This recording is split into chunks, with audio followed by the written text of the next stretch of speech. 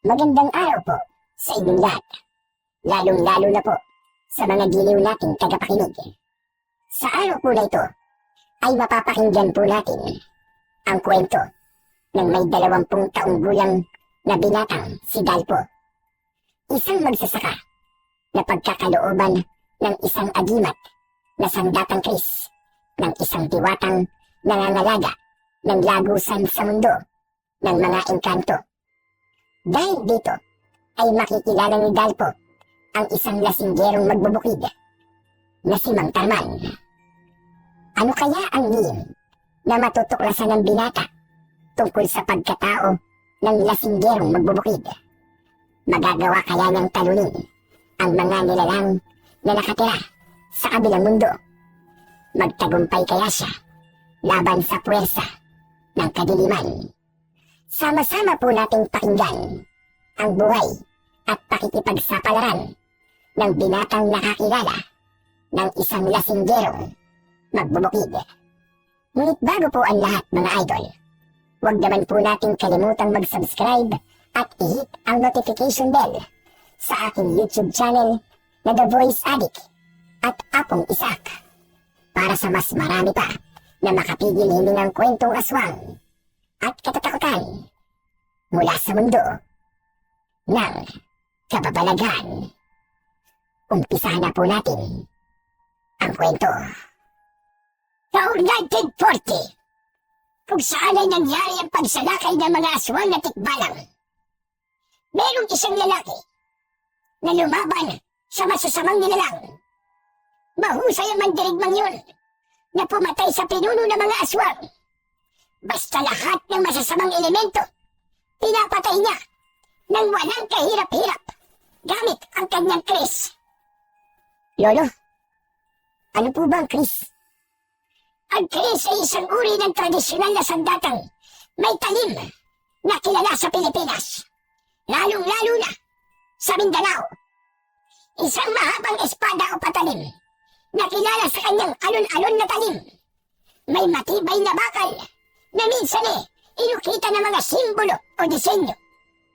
Ang hawakan noon ay kadalasang yari sa kahoy o sungay ng hayop at minsan ay may palamuti na pilak o ginto.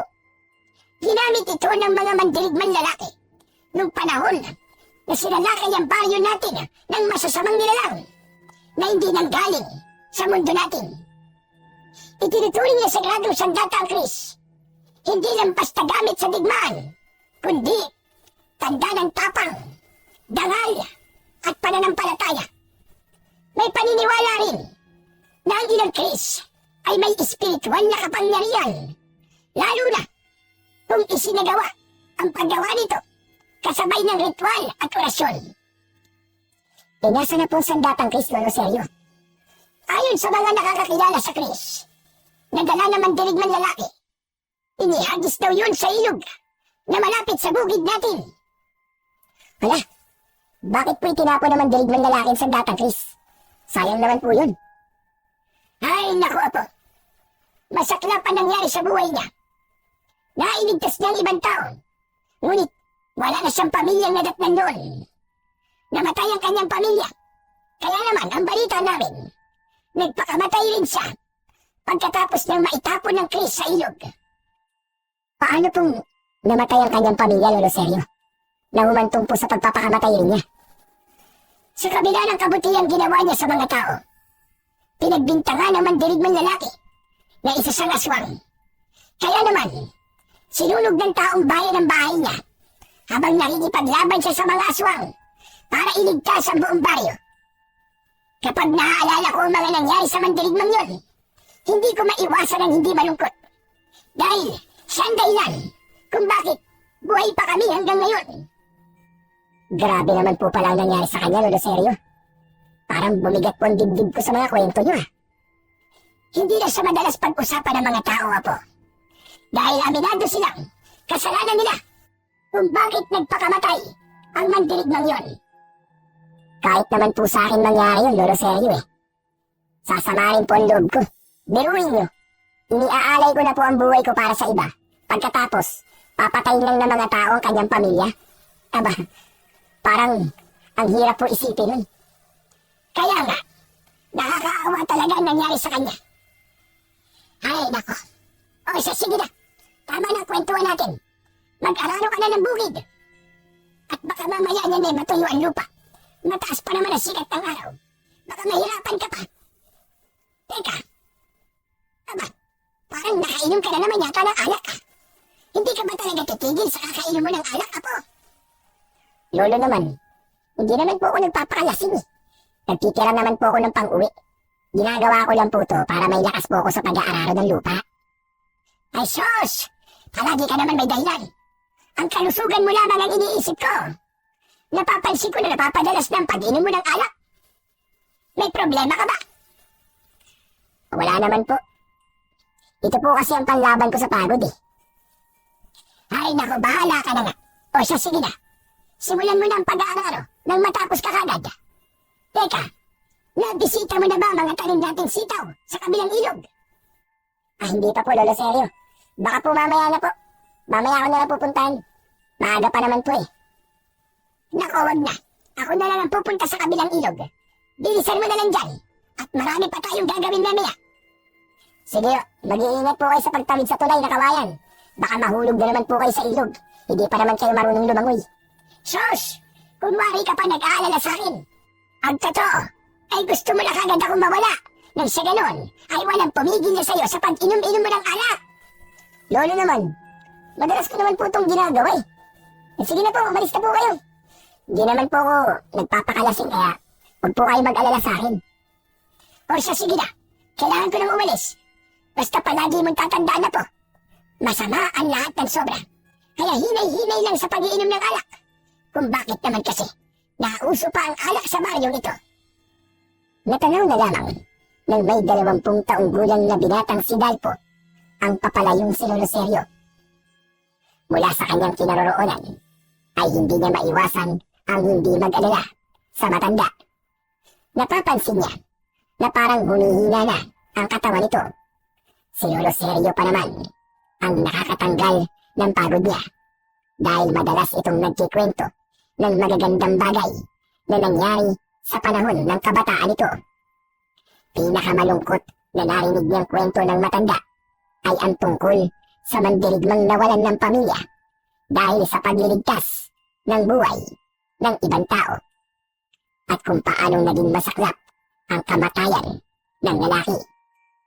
Nang wakasan ito ang sariling buhay sa harap ng ilog. Napatunayan na ang maling paratang ay maaaring mag-ugat sa kamatayan ng ibang taong may mabuting hangarin sa kapwa.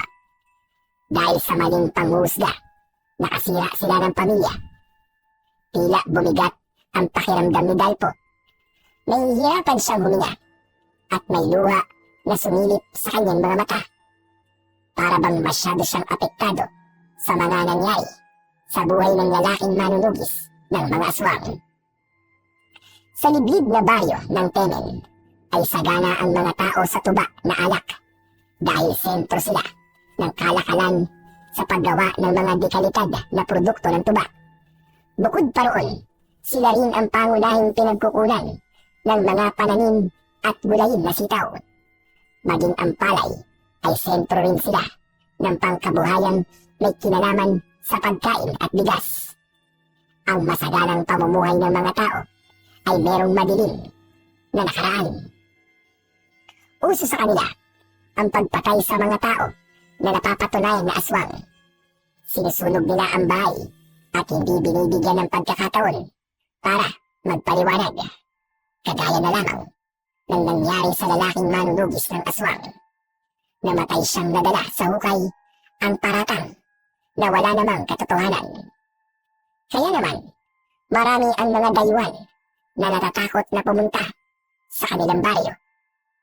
Nang mawala sa kanyang paningin si Lolo Seryo, isa mo nang nilagok sa bote ng alak ang ginawa niya bago tuluyang isinuot ang sombrerong salakot na gawa sa abaka. Mabigat ang hakbang ng paa na nilapitan ni Dalpo ang kalabaw na may hila sa araro at nagsimulang hawakan ito.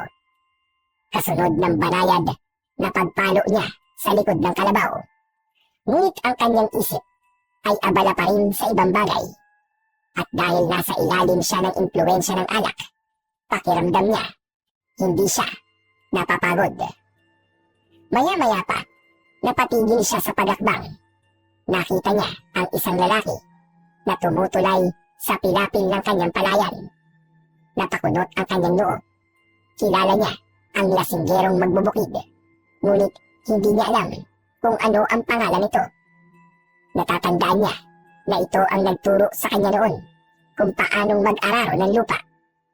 Ngunit pagkatapos nun, ay hindi na sila nakakapag-usap ng lalaki dahil madalas itong lasing at natutulog sa gilid ng kalsada. Sa tingin niya ay lampas 50 taong gulang na ang lalaki. Pasuray-suray ang paglalakad, kaya bigla itong nawalan ng balanse at diretso ang pagbagsak sa putikan. Hindi alam ni Dalpo kung matatawa ba siya o maaawa sa lalaki. Kaya naman, nagpasya na lamang siyang lapitan ito para tulungang makatayo. Pagkarating niya sa kinaroroonan ng lalaki, ay mas inuna pa nitong hanapin ang bote ng alak kesa ang tumayo. Agad niya itong hinawakan sa kamay. Tulungan ko na po kayo. Ano ba? Bitiwan mo gago. Kailangan mahanap ko ang bote ng alak. Tulungan mo kung mahanap ang alak ko. Walang salitang lumabas sa bibig ni Dalpo at sinunod niya ang utos ng lalaki. Hinanap niya sa putikan ang alak nito, ngunit hindi niya makita ang bote. Marahil, dala ng kalasingan nito. Ang buong akala siguro ng lalaki ay may hawak itong bote ng alak. Kaya naman, tumayo ng tuwid si Dalpo at kinausap ang lalaki. Wala naman po kayong dalang bote ng alak eh. Kasi kung may dala po kayong bote, sana nakita na po yun kanina pa. Tumigil ka! Ay, alam ko may dala akong alak. Teka, may alak ka rin ah. Makalabal, kinuha mo at ininom ang alak ko. Siguro inubusan mo ako ng alak ano? Asa na? Ilabas mo ang alak ko! Hindi kagad nakapagsalita si Dalpo. Nagulat siya sa pagsisisigaw ng lalaki.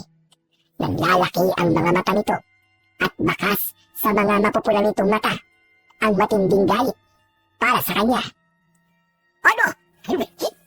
Nasaan ang alak ko? Ilabas mo sabi ang alak ko eh! Ilabas mo! Wala po talaga akong kinukuhang alak sa inyo. May sarili po akong alak at binili ko kanina. Kung gusto niyo po, sa inyo na lang ang alak ko eh. Ayoko nun. Ang gusto ko ibalik mo sa akin ang alak ko. Akin ang alak ko! Mas lalong lumakas ang boses ng lalaki sa paghahanap ng alak nito. Hindi pa ito nasiyahan at kinatkapan siya hanggang sa kanyang bulsa. Para na itong nakayakap sa kanya. Tila iba ang nararamdaman ni Dalpo. Parang gusto lamang siya nitong yakapin o maaari ay nagkamali siya ng hinala dahil patulak siya nitong inilayo sa katawan nito. At dahil sa kalasingan, nabuwal ang lalaki sa kinatatayuan nito at biglang nakatulog habang humihilik pa. Napapailing si Dalpo dahil natitiyak niyang siya ang maglilinis sa katawan ng lalaki. Saka lamang niya napagmasdan ang itsura ng lalaking lasinggero. Magulo ang buhok nito at sabog ang balbas. Parang hindi nakatikim ng suklay at hindi nakaranas na maligo. Talagang miserable ang buhay ng lalaki. Hahawakan niya sana ito para itayo nang bigla siyang natigilan. Nakilala niya ang lalaki nang mapagmasdan niya sa malapitan ang mukha nito dahil naalala niya na minsan nakita niya rin ito sa gilid ng kalsada. Pinagtutulungan itong bugbugin ng mga tambay sa kanilang baryo at iniiwan lang sa kung saan. Nagtataka rin siya dahil madalas niya rin itong makita noon na nakatingin sa kanilang bahay ni Lolo Sergio. At kung minsan naman ay tumutulong sa mga magbubukid para magtrabaho kapalit ng alak na tuba. Tama, ikaw nga yun. Ano kayang gagawin ko sa'yo? Ay, naku, pambihira naman oo. Kailangan ko pa naman magmadali sa pag-aaral. Malalagot na naman ako nito kay Lolo Sergio eh. Teka, ang mabuti pa kaya, dali na lang kita muna sa kubo. Wala nang nagawa si Dalpo, kundi buhatin ang lalaking mahimbing nang natutulog sa putikan. Sa una ay nahirapan siyang buhatin ito dahil may kabigatan ang lalaki. Pero dahil sanay siya sa pagbubuhat ng sako-sakong palay, nagawa niyang buhatin ang lasing na lalaki papunta sa kubo nila sa gitna ng palayan. Pagkalipas ng ilang sandali ay narating niya ang kubo. Habol ang kanyang hininga ay maayos niyang inilapit ito sa higaan. Dahan-dahan niyang ibinaba sa katre ang lalaki mula sa pagkakapasan. Puno ng putik ang katawan nito at amoy alak ang sumisingaw na hangin sa hininga nito. Pinahiga niya ito sa banig na gawa sa abaka. Saka agad na nagpunta sa ilog upang mag-igib ng malamig na tubig. Pagbalik niya, sinimulan niya ng linisin ang katawan ng lalaki. Pinunasan niya ang muka, braso at mga binti nito. Saka hinugasan ang mga bakas ng putik na kumapit sa katawan nito. Isa-isang nawala ang dumi at nanumbalik ang kulay ng balat nito. Bahagya pang namumula dahil sa epekto ng alak at lamig ng tubig. Hinubad ni Dalpo ang sariling jacket at ipinasuot ngayon sa lalaki. Nang matapos, bahagyang nag-iba ang anyo nito mula sa mukhang busbusin at basang-basa ng putik. Ngayon ay tila maayos na ulit ang itsura nito. Lumitaw ang maamo nitong muka. Bahagyang nakapikit ang mga mata at humihimbing na parang isang batang natutulog. Malinis, payapa at may bakas ng pagkataong nawala sa gitna ng kalasingan. Isang malalim na buntong hininga ang pumawala sa lalamunan ni Dalpo. Saka pinagmasdan ang lalaking mahimbing pa rin na natutulog. Sino kaya ang lalaking to? Pati pangalan niya ay hindi ko alam. Bakit kaya ako kinakabahan? Pagkatapos kitang tulungan, bigla naman ako nagsisi. Naisip ko na baka sa pagiging matulungin ko sa ibang tao, ay mangyari rin sa akin ang nangyari sa lalaking manunugis doon. Habang kinakausap ni Dalpo ang lalaki, ay hindi niya maiwasan ang hindi pagmasdan ang balat nito. Maraming mga marka ng sugat mula sa mga pinagdaanan nito. Ano kayang problema niya? Bakit kaya palagi ko na lang siyang nakikitang lasing? Nasaan na kaya ang pamilya niya?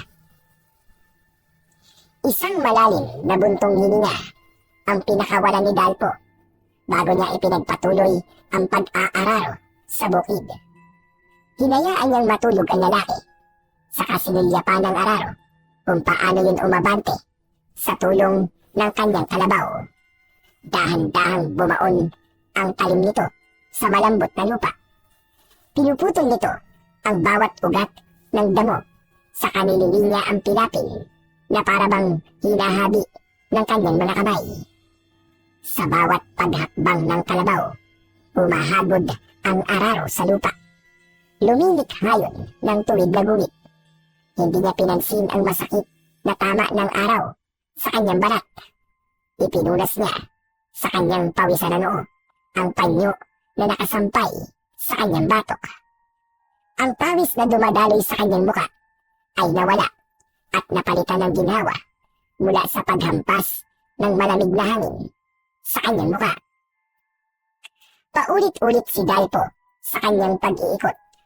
Abala ang isip at katawan sa galaw ng araro at paghatak sa lubid ng kalabaw. Hindi na namalaya ni Dalpo ang mabilis na paglipas ng oras. Ang kalangitan na kanina ay maliwanag at bugaw, ngayon ay unti-unti nang nagdidilim. Nagpalinga-linga siya sa paligid at bahagya pang nagtaka dahil sa malamig ang hangin. Senyales ng paparating na gabi. Tumigil siya sa pag-aararo at napasulyap sa lalaking nakahiga sa katre. Wala yung dingding, kaya kita niya agad kung walang tao ang bahay. Kaya napansin niya na nakaalis na ang lalaki.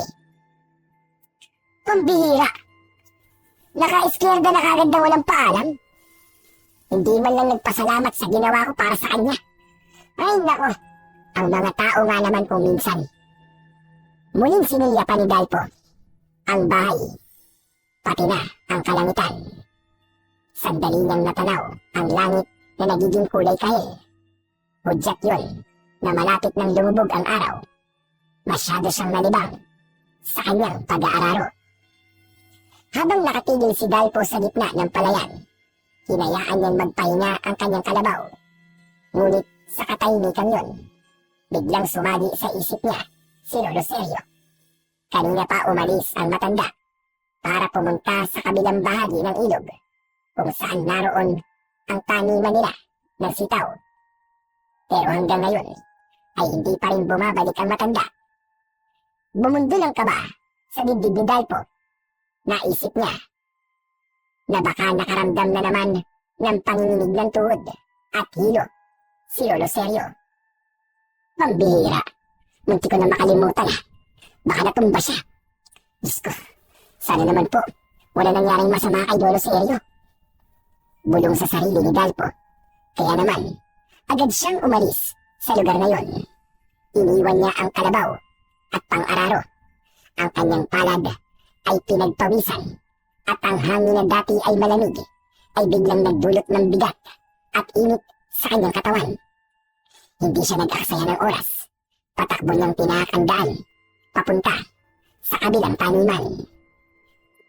Sa bawat hakbang, kumakalabog ang putik sa kanyang mga paa.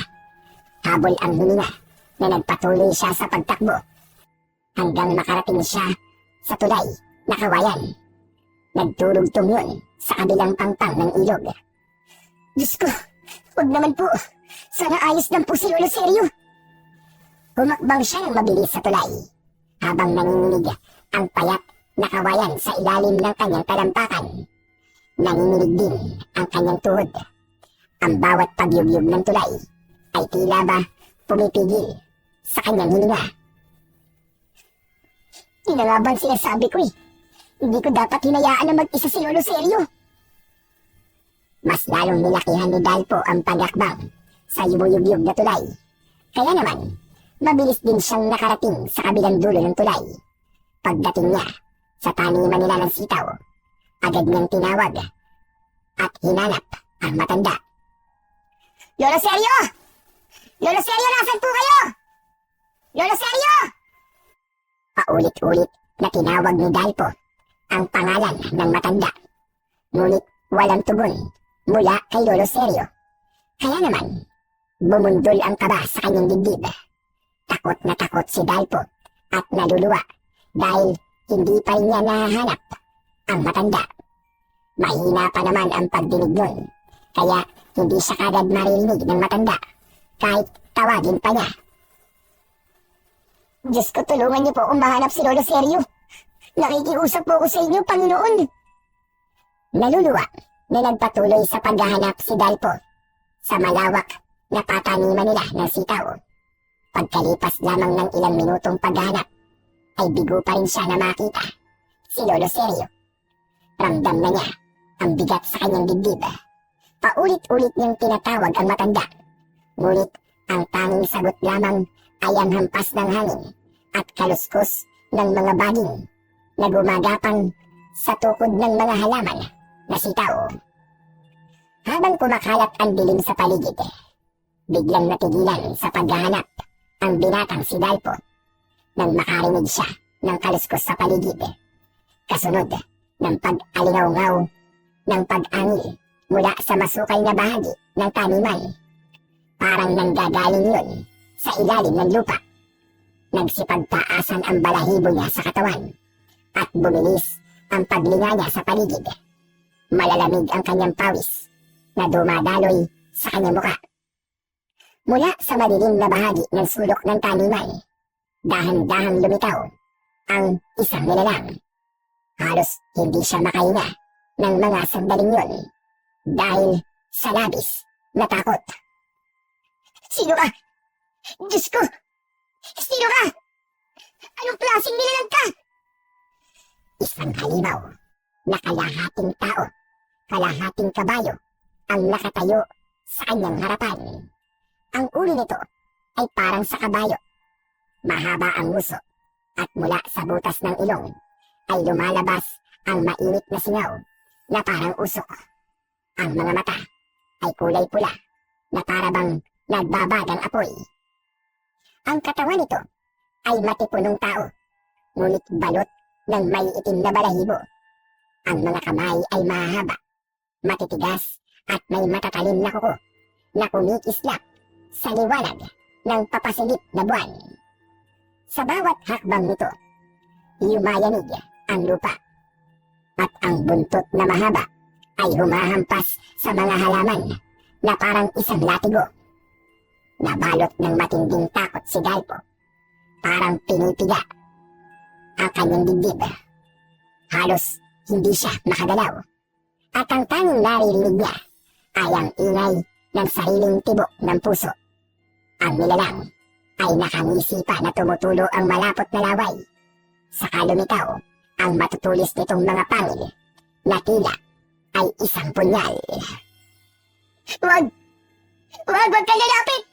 Huwag ka lalapit, nakikiusap ako! Huwag mo akong sasaktan! Maawa ka sa akin! Imbis na sumagot ang nilalang, tumugon ito sa pamamagitan ng malakas na pag-angin. Nakakakilabot ang muni na parabang kutsilyo na tumutusok sa kanyang pandinig. Isa kang aswang na tikbalang na madalas may kinikwento ni Lolo Seryo sa akin. Isa kang halimaw na alaga ng itim na diwata, tama ba? Diyos ko, lumayo ka! Umalis ka sa harapan ko! Umalis ka rito! Abang pasulong na humakbang ang nakangising nilalang. Paatras naman ang hakbang ni Dalpo, papalayo sa halimaw. Habang abala ang kanyang paningin sa paghahanap ng kahoy na magagamit niyang panlaban sa nilalang na handang umatake sa kanya. Tila nabibig na siya sa malakas na pintig ng kanyang puso. Maya-maya pa ay sinunggaba na siya ng aswang na tikbalang. Tumama ang ulo nito sa kanyang sikmura at pasadsad siyang bumagsak sa lupa. Gumapang siyang papalayo sa umaangil na nilalang at pilit na bumabangon. Tulong! Tulungan niyo ako! Tulungan niyo ako! Hindi pa man nakakabawi ng lakas si Dalpo mula sa gulat at pagkakabagsak sa lupa. Muli na namang sumugod ang aswang na tikbalang. Sa isang iglap, naramdaman niya ang malakas na hampas ng mabigat nitong bisig sa kanyang balikat. Napaluhod siya sa lupa, napatayo at napaatras. Muling nagbabanta ng pag-atake ang aswang na tikbalang. Nakita niya ang kahoy at dinampot niya yun. Matapang niyang hinarap ang nilalang na patuloy sa pag-angil. Biglang naramdaman ni Dalpo ang pamamanhid ng kanyang katawan. Hindi niya napansin na may bukol siya sa balikat, ngunit iwinasiwas niya sa ere ang hawak na kahoy. Kaya naman, lalong napangisi ang nilalang at tumutulo ang malapot nitong laway na patuloy sa paghakbang papalapit sa kanyang kinaroroonan. Sige, lumapit ka! Hindi mo ako mapapatay! Hindi mo ako mapapatay! Hindi na natapos ni Dalpo ang kanyang pagsasalita. Muli siyang binanggaan ng ulo ng aswang na tumama sa kanyang tiyan. Tumilapon siya sa basang lupa at bumaon ang kanyang likod sa matigas na pilapil ng taniman ng sitaw. Mabilis na sumunod ang nilalang sa kanyang kinaroroonan. Sa isang iglap, dumagan ito sa kanya at ang mainit na hininga ng tikbalang ay bumuga sa kanyang muka. Ang bibig nitong mahaba, puno ng matutulis at dilaw na panil, ay biglang sumayad sa kanyang balikat. Isang malalim na kagat ang tumama at sumirit ang dugo sa gilid ng kanyang katawan. Napaigik si Dalpo sa labis na sakit. Nanlaki ang kanyang mga mata habang ramdam ang matinding kirot na parang pinipunit ang kanyang laman. Hindi pa roon natapos ang pag-atake nito. Ang dalawang paa ng halimaw, malalaki at parang bato, ay paulit-ulit na humampas sa kanyang dibdib at tagiliran. Bawat pagtama ay ay nag-iiwan ng sugat at pasa sa kanyang katawan. Halos mawalan siya ng malay sa tindi ng sakit. Ang matutulis na kuko ng tikbalang ay humiwa sa kanyang braso at binti. Halos lapain siya ng nilalang na parang gutom na gutom sa kanyang laman. Parang awa mo na! Huwag mo akong patayin! Maawa ka sa akin! Ngunit tila bingi ang aswang na tikbalang sa lahat ng pakiusap ni Dalpo. Sinipsip nito ang dugo sa kanyang balikat. Tila sarap na sarap ito sa lasa ng kanyang dugo.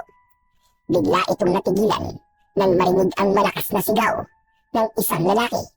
Habang ang liwanag ng buwan sa kalangitan ay nagsimula ng kumalat sa paligid. Mula sa likuran ng taniman ay lumitaw ang lalaking tinulungan niya kanina. May dala ang lalaki na alak habang dinuduro ang nilalang na walang bahid ng takot. Napansin ni Dalpo mula sa nanlalabo niyang paningin ang bakas ng galit sa muka ng lasinggerong lalaki. Pasuray-suray ito sa paglalakad, papalapit sa kinaroroonan ng aswang na tikbalang. Dala nito ang bote ng alak, ngunit ang mga mata ay bakas ang kakaibang tapang. Hoy! Hayop ka! Akong kalabanin mo! Mabilis itong lumapit, sabay hampas nito sa hawak na bote sa ulo mismo ng tikbalang. Nagulat ang halimaw at pansamantalang iniwan si Dalpo. Humarap ito sa bagong dumating. Tumagilid si Dalpo sa putikan. Halos hindi na makagalaw. Mula sa nanlalabo niyang paningin ay nasilayan ni Dalpo ang dalawang nilalang na naglalaban. Ang aswang na tikbalang at ang lasinggerong lalaki na nagpapambuno sa harapan niya. Ngunit unti-unting dumilim ang paningin ni Dalpo. Ang tunog ng mga paghampas sa katawan ng aswang, pati na ang malalakas na sigawan at ang ungoy ng halimaw ay naging malabo sa kanyang pandinig.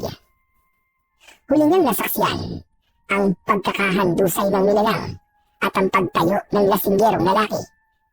Nagawa nitong mapabagsak ang aswang na tikbalang kahit pasuray-suray ito na parang hangin kung kumilos. Tila sumasayaw at nagagawa nitong maiwasan ang bawat pag-atake ng aswang na tikbalang. Manong, salamat po sa pagtulong. Pagkatapos magpasalamat ni Dalpo sa lasinggerong lalaki, ay tuluyan ng bumigat ang talukap ng kanyang mga mata. Nawalan na siya ng malay at hindi na niya alam kung ano ang mga sumunod na nangyari. Sa pagbabalik ng malay ni Dalpo, naramdaman niya ang matigas na sahig ng katre sa kanyang likod. Mabigat at masakit ang bawat bahagi ng katawan ni Dalpo. Dahan-dahan niyang iminulat ang kanyang mga mata. Agad siyang sinalubong ng liwanag ng araw na pumapasok sa siwang ng bintana at ang init nito ay bahagyang dumampi sa kanyang balat. Saglit siyang nabulag sa siyaw, ngunit nang masanay ang kanyang paningin, napansin niya ang makakapal na telang nakabalot sa kanyang dibdib, balikat, braso at mga binti. Diyos ko, totoo po ba itong nakikita ko at nararamdaman ko? Buhay pa ako. Ligtas ako. Buong katuwaan na nahaplos ni Dalpo ang kanyang sarili at hindi napapansin ang taong nakatayo sa pintuan habang pinapanood ang binata. Sa bawat galaw ni Dalpo, dama niya ang kirot mula sa kanyang tinamong sugat sa kamay ng aswang na tikbalang. Umalingasaw sa paligid ang pamilyar na amoy ng insenso at kamangyan. Parehong samyo na madalas nang naaamoy sa tuwing may ginagamot si Lolo Seryo na pasyente. Kaya naman, bigla niyang naalala ang matanda. Bumalikwas siya ng bangon. Inilinga ang kanyang paningin sa buong paligid. Mabilis niyang nakilala ang sarili niyang silid. Kung ganun, nandito pala ako sa kwarto ko. Nakauwi pala ako ng ligtas. Muling pinagmasdan ni Dalpo ang dingding ng kanyang silid. Dahil akala niya namamalikmata lamang siya. Ang lumang kubo na may dingding na sawali, may nakasabit na mga tuyong halamang gamot, at nakasindi sa gilid ang insensong nagbibigay ng maaliwalas ngunit misteryosong halimuyak. Para sa kanya ay patunay na hindi nga siya nagkamali sa mga nakikita. Nang mapako ang kanyang atensyon sa nakatayong tao sa pintuan, tuluyan nang bumagsak ang luha sa mga mata ni Dalpo. Lolo Seryo! Lolo Seryo, ikaw ba yan? Diyos ko, ang akala ko po kung napano na kayo. Walang nangyaring masama sa akin na po. Dahil pagkatapos ko mag-ani ng konting bunga ng sitaw, umuwi na rin ako kagad. Ang pagkakamali ko lang ay hindi ako nagpakita sa iyo para magpaalam. Diyos ko, muntik ka na tuloy mapahamak. Lolo Seryo, akala ko po talaga napahamak na kayo kahapon. Kung may nangyari pong masama sa inyo, hindi ko po mapapatawad ng sarili ko. Pero apo, ingatan mo rin naman ang sarili mo. Tignan mo na ang nangyari. Akala ko hindi ka na magigising. Lumapit ang matanda sa kanyang katre at naupo ito sa kanyang tabi. Baka sa mukha ng matanda ang labis na pag-aalala. Nakatitig ito sa kanya na parabang natatakot na muli siyang mawalan ng malay. Namumuo ang luha sa gilid ng mga mata ni Lolo Seryo at ang mga kamay ay mahigpit na nakahawak sa kanyang kamay. Ngunit habang pinagmamasdan ni Dalpo si Lolo Seryo, bigla niyang naalala ang lasinggerong lalaki na nagligtas sa kanyang buhay. Lolo Seryo, sino po nagdala sa akin dito? Ako lang na po. Nagpatulong ako sa kababaryo natin para madala ka sa bahay. Bakit mo naman naitanong? Lolo Seryo, hindi ako maaaring magkamali. May nagligtas po sa akin. Isang lalaking lasinggero na tinulungan ko nung tanghali. Nakita ko po ang ginawa niya. Bago po ako nawala ng malay, nakita ko po, natalo niya po ang aswang na tikbalang. Pero apo, wala akong nakitang aswang na tikbalang sa sitawan natin. Kahit ang lalaking sinasabi mo, wala rin ako nakita. Basta ang alam ko, nag-aalala ko sa'yo ng gabi ay hindi ka pa umuwi. Kaya yun, hinanap na kita at natagpuan kitang walang malay dun sa bukid. Lolo Seryo, sigurado po ako na siya nagligtas sa akin sa kamay ng mabangis na aswang na tikbalang. Aswang na tikbalang baka mo ang umatake sa'yo, apo. Opo, Lolo Seryo. Nakita ko po siyang bigla na lamang lumitaw sa taniman ng sitaw. Akala ko po talaga katapusan ko na ng mga sandaling yun. Mabuti na lamang po. Lumabas po yung lalaki. Tapos tinulungan po ako nung lasinggerong lalaki na yun. Kung hindi ako nagkakamali, apo, ang nilalang na umatake sa'yo ay ang aswang na madalas kong kinikwento sa'yo noon. Sila ang mga aswang na tikbalang na alaga ng isang itim na diwata. Tama ba? Ang nilalang na yun ba ang nakita mo at tumatake sa'yo? Opo, Lolo Seryo. Tama ho kayo. Lahat ng mga katangian na nabanggit niyo sa kwento niyo ay tugma po sa itsura niya. Diyos ko, nagsimula na naman ang pagbabalik ng mga nilalang na tinalo ng manunugis na pumatay sa mga aswang noon. Kung ganun, Lolo Seryo, ano na pong gagawin natin? Tiyak na mapapahamak po tayo kapag sumalakay ang ganung klaseng halimaw. Delikado po lahat ng tao dito. Lolo Seryo, baka po may maitutulong sa atin ang lalaking lasinggerong nakita ko. Hindi siya tutulong sa atin na po. Mahirap siyang kausapin. Pero Lolo Seryo, mabuti po siyang tao. Iniligtas niyo po ako kagabi. Kung totoo mga sinasabi mo, may utang na loob tayo sa kanya. Kung hindi ako nagkakamali, ang lalaking sinasabi mo ay si Carman. Isang lasinggerong magbubukid. Tahimik at hindi nakikialam sa buhay ng iba. Siguro tinulungan mo siya at nagbayad lamang siya ng utang na loob sa'yo. Opo, Lolo Seryo. Tinulungan ko po siya nang makatulog po siya sa palayan natin. Umalis nga po siya na walang paalam eh. Pagbalik, may dala na po siyang alak. Kakaiba siya, Lolo Seryo. Ang husay po talaga niya makipaglaban kung nakita niyo lang. Ganun pa man, iwasan mo siya, Apo. At huwag mo siya kakausapin. Ha? Pero bakit po, Lolo Seryo? Basta, huwag ka na magtanong. Makinig ka na lang sa akin, Apo.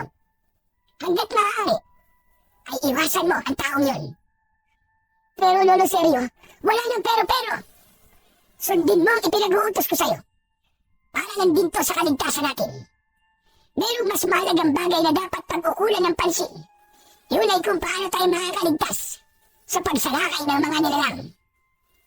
Pero Lolo Seryo, wala tayong laban sa kanila. At si Mang Tarman lang po ang nakikita kong makakatulong sa atin. Makinig ka na lamang sa akin, Apo. At huwag na matigas ang ulo mo, Dalpo. Nakikiusap ako sa'yo. Pakinggan mo ang sinasabi ko. Nagkakaintindihan ba tayo?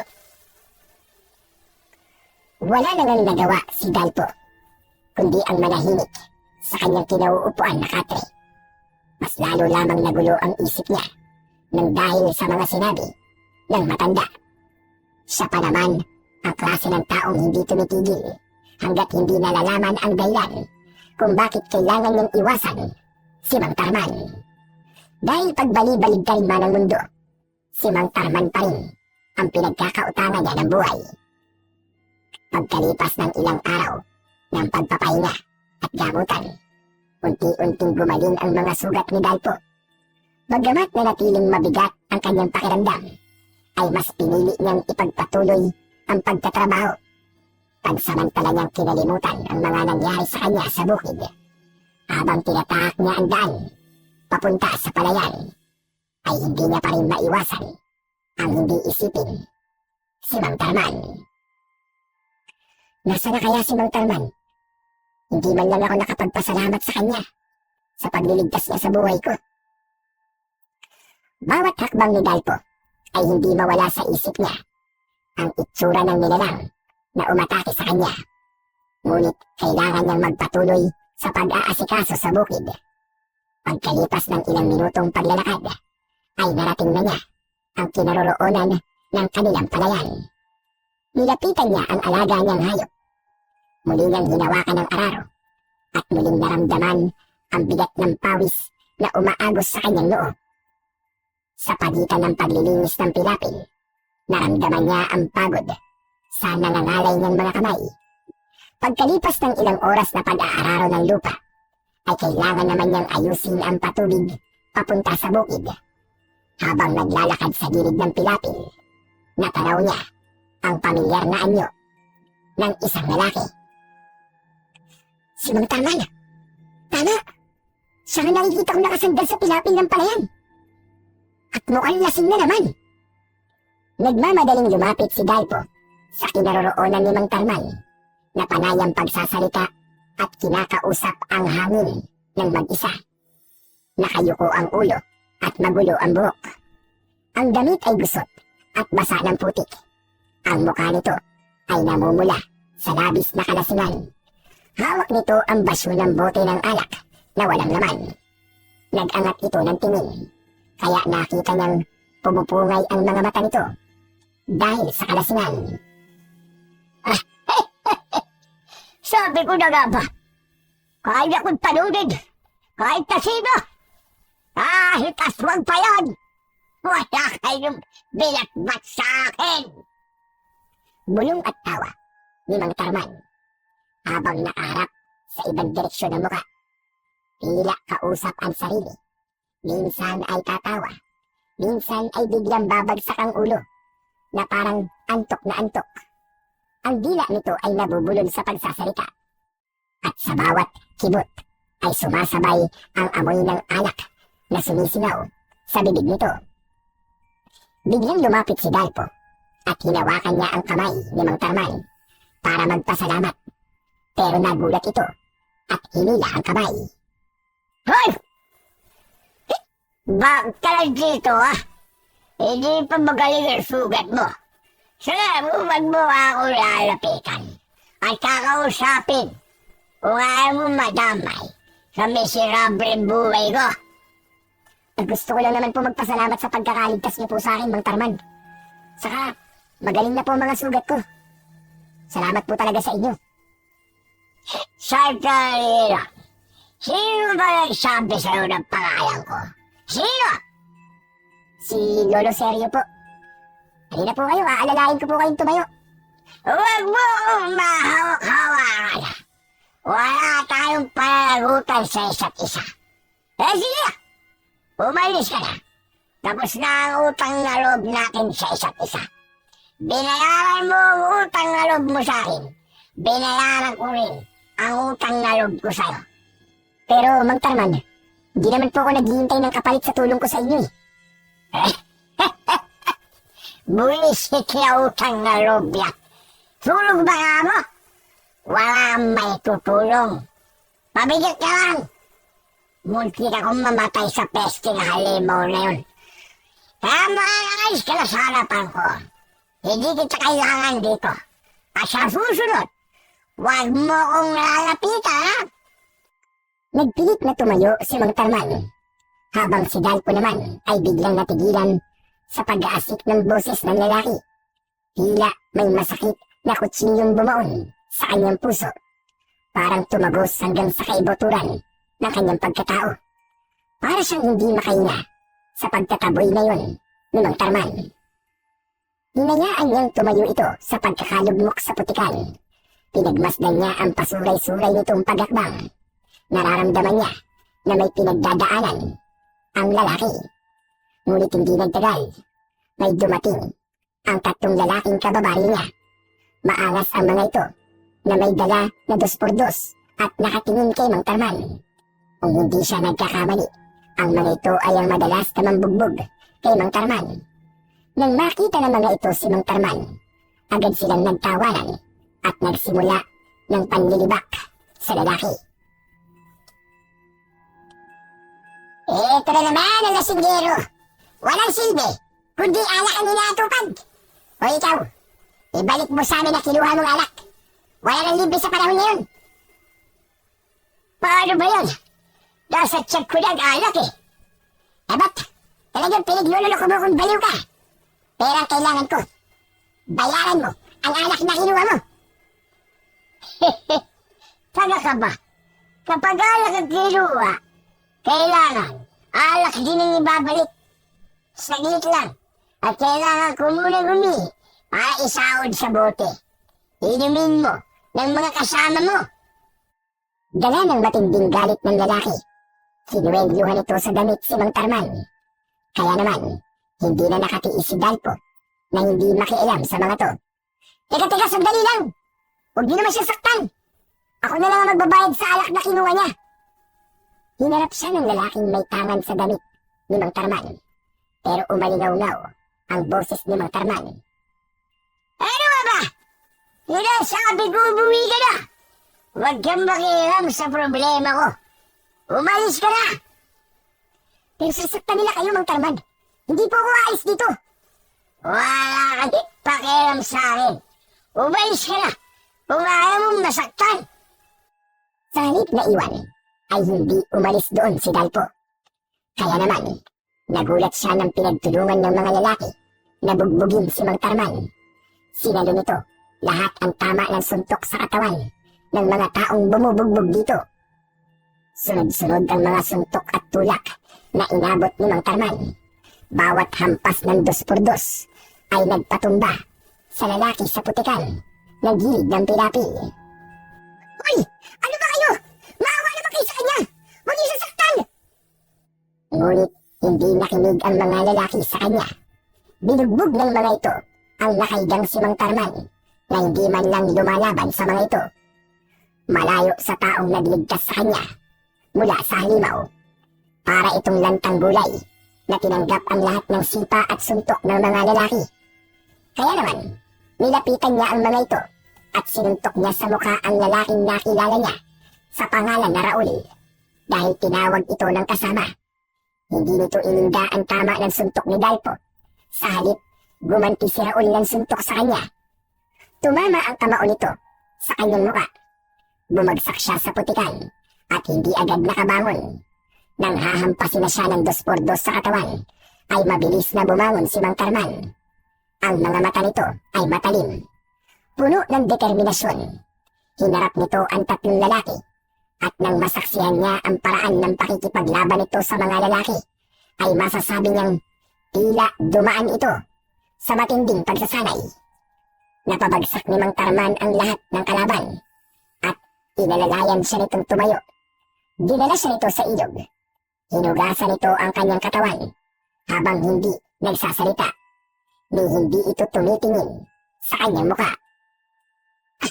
Mang Tarman, bakit hinahayaan niyo po na maging ganyan ang buhay niyo? Tumigil ka. Wala kang pakialam. Nagulat si Dalpo dahil para itong biglang nawala sa impluwensya ng alak. Tuwid ang salita na parang hindi nakainom ng alak. Napakunot ang noo ni Dalpo at nagtataka sa ikinikilos ng lalaking lasinggero. Habang maaga pa, iwasan mo ako dahil mapapahama ka na sa akin. Habulin ako ng kamalasan at ayokong madamay ka. Mang Tarman, matanong lang po, nasan po bang pamilya niyo? Matalim na tumingin kay Dalpo si Mang Tarman.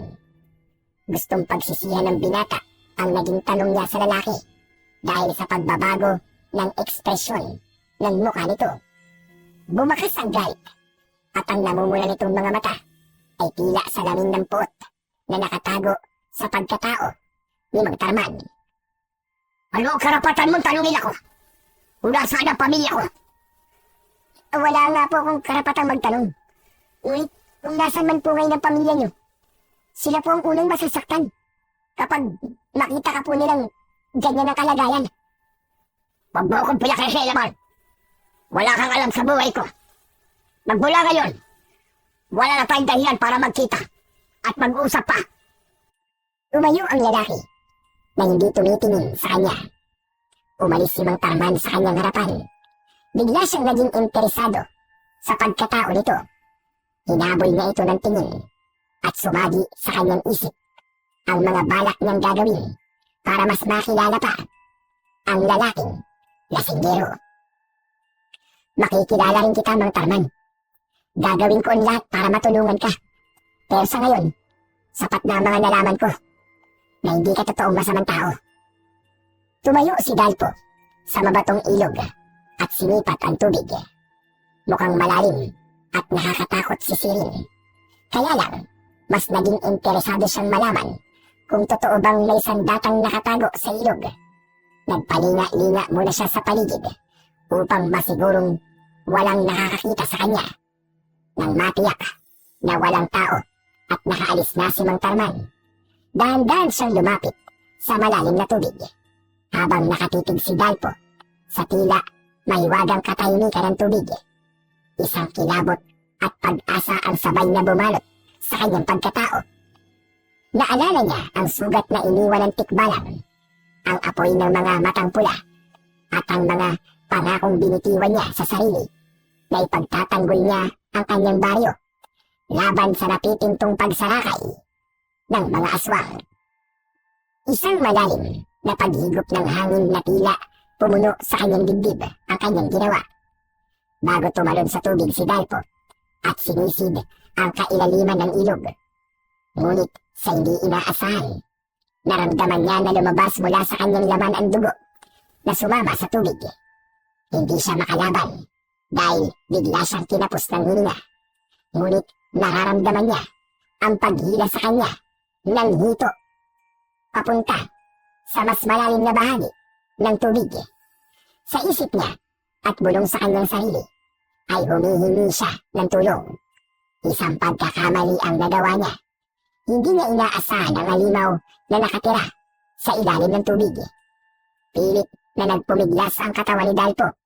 Kaya naman, saktong pagbitaw sa kanya ng kagat ng isdang hito, sumuot siya ng tuluyan sa isang uri ng kuweba na nasa ilalim ng ilog. Ano to? Nasaan ako? Sinilyapan ni Dalpo ang isda na hito at hindi nagtagal ay iniwan siya nito sa loob ng kuweba.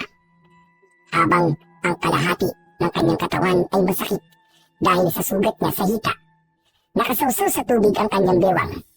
Malamig din ang simoy ng hangin sa loob na kahit madilim ang paligid ay naniniwala siyang nasa kakaibang bahagi siya ng ilalim ng tubig na merong nakatago at lihim na kuweba. Nasaan ako? Anong ginagawa ko rito? Hindi ito maaari. Kailangan kong makalabas. Teka, baka sa dulong yun, may lagusan. Dahan-dahang gumapang si Dalpo, papasok sa loob ng kuweba. Umaasa siyang may lagusan sa dulo nun. Ang kanyang mga palad ay dumudulas sa malamig at basang bato. Sa bawat hakbang ng kanyang tuhod sa matubig na sahig, umuugong ang mahinang lagaslas ng tubig, habang ang dugo ay sumasama sa basang bato. Sa loob ay naaamoy niya ang amoy ng lumot, habang sa kisame ay nakasabit ang mahahabang baging mula sa ugat ng puno. Ang tubig sa loob ng kuweba ay umaabot hanggang tuhod. Malamig na malamig at tila dumadaloy mula sa kailaliman. Ang bawat gapang niya ay nagdadala ng takot sa kanyang dibdib. Tila nabibingi si Dalpo sa katahimikan ng lugar, habang siya ay palalim ng palalim. Naramdaman niya ang bigat ng kapaligiran, parang may mga matang nakamasid sa kanyang ginagawa. Tulong! Nakikiusap ako! Kung sino ka man na nagtatago sa likod ng pader ng kuweba, patawarin mo na ako! Kung nangasa akong pumasok sa loob ng kuweba, nakikiusap ako! Tulungan niyo ako! Maya-maya pa, isang mahinang tinig ang umalingaw-ngaw mula sa loob ng kuweba. Malamig na boses ng isang matanda, kasabay ng pagkalat ng liwanag sa paligid na tila isang kislap ng kidlat. Dalpo, lumapit ka. Sa wakas, natuntun mo na rin ako. Halika, mas lumapit ka pa. Teka, sino ka? Bakit mo ko kilala? Anong kailangan mo sa akin? Halika, lumapit ka. Tinatawag kita. Malapit mo na akong makita. Huminto sa paggapang si Dalpo at pinakinggan niya ang boses na naririnig. Nanlaki ang mga mata ng binata at pilit na hinanap ang pinagmumula ng tinig. Ngunit ang paligid ay nananatiling maliwanag. Halika! Lumapit ka pa, Dalpo. Muling bulong ng tinig, sabay ang biglang pagkislap sa di kalayuan. Mula sa gitna ng tubig, unti-unting lumitaw ang isang malakuryenteng liwanag na nagliliyab at naglalagablab ng bughaw at puting enerhiya. Nakalutang yun sa gitna. Nakita niya ang isang uri ng sandata, isang kris. Mahaba, alon-alon ang talim, na tila gumagalaw na parang buhay. Ang bawat kurba ng bakal nito ay kumikislap, at mula sa mismong katawan ng kris ay lumalabas ang mga kidlat na umaalon sa hangin. Lumilika ng mga ugong at alingaw-ngaw na parang kulog. Hindi ako maaaring magkamali. Isang kris ang nakikita ko. Ang sandata na laman ng kwento ni Lolo Sergio. Ikaw nga. Ikaw nga nagsasalita, tama ba? Oo, tama ka. Ako nga, Dalpo. Pusa kitang tinawag upang muling gamitin ang sandata dito. Nakasalalay sa mga kamay mo ang kaligtasan ng bayan. Nasira na ang lagusan ng masasamang nilalang. Lahat sila ay nakalabas na at handang sumalakay sa mundo nyo para tuluyan kayong sakupin. Teka, magpakita ka sa akin! Ako ang liwanag na bumabalot sa sandata. Ikaw ang hinirang na bagong tagapangalaga sa kris at bagong tagapagligtas ng bayan. Gumalaw ang liwanag papalapit sa kanya habang hindi niya inaalis ang paningin sa liwanag na nasa harapan niya. Napatigil si Dalpo. Nanigas ang kanyang mga tuhod. Ang kanyang dibdib ay mabilis na kumakabog at ang malamig na pawis ay dumaloy mula sa kanyang sentido pababa sa kanyang pisngi. Ang kanyang mga kamay ay nanginginig. Hindi niya malaman kung lalapit ba siya o tatakbo. Ang liwanag ng kris ay napakatingkad. Halos hindi niya mabuksan ang kanyang mga mata. Ang alingaw-ngaw ng mga kidlat ay para bang bumubulong sa kanya ng isang babala. Hindi kagad siya makapagsalita nang mas lumapit sa kanya ang liwanag at tila napapasok ang kanyang katawan sa ninas na hatid ng sandata. Takot ang naghari kay Dalpo ng mga sandaling yun habang nakaharap siya sa isang puwersang hindi niya mawari kung biyaya ba o kapahamakan. Ngunit kasabay ng takot, naroon ang matinding paghila ng mahiwagang tinig. Isang puwersang nagtutulak sa kanya na damputin ng Chris kahit pa ang kanyang puso ay nag-uumapaw sa pangamba. Huwag kang matakot, Dalpo. Dahil ikaw na ang bagong nagmamayari ng bagay na yan. Hayaan mo siyang sumanib sa iyong katawan. Kahit masakit ang hita ni Dalpo, ay pinilit niyang tumayo at nilapitan ang liwanag habang hila ang kaliwang paa na masakit at may sugat. Dahan-dahan, inilapit ni Dalpo ang kanyang nanginginig na kamay sa nakalutang na Chris. Tila may malakas na puwersang humihila sa kanya para hawakan ang sandata. Ang liwanag nito ay lalong kumislap, para bang kumikilala sa kanyang presensya. Sa mismong pagdampi ng kanyang mga daliri sa hawakan nito, isang malakas na alon ng enerhiya ang biglang kumawala. Umalingaw-ngaw sa buong kuweba ang tunog na tila pagsabog ng kulog. At sa isang iglap, nabalot ng nakakasiyaw na liwanag ang buong katawan ni Dalpo. Habang nangyayari yun sa kanya, narinig niya ang boses ng nilalang na nagtatago sa liwanag. Isin mo ang sakit hanggang sa mapasok ng kapangyarihan ng iyong laman, ugat, isip, at dumaloy sa dugo mo ang lakas ng kapangyarihan ng agimat na Chris.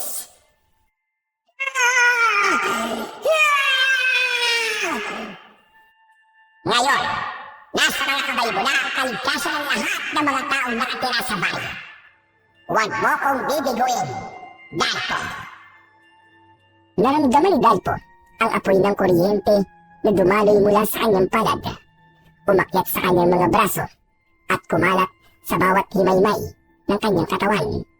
Ang mga sugat na dati ay masakit at mahapdi ay biglang nagsara, para bang hindi kailanman nagkaroon ng sugat o hiwa.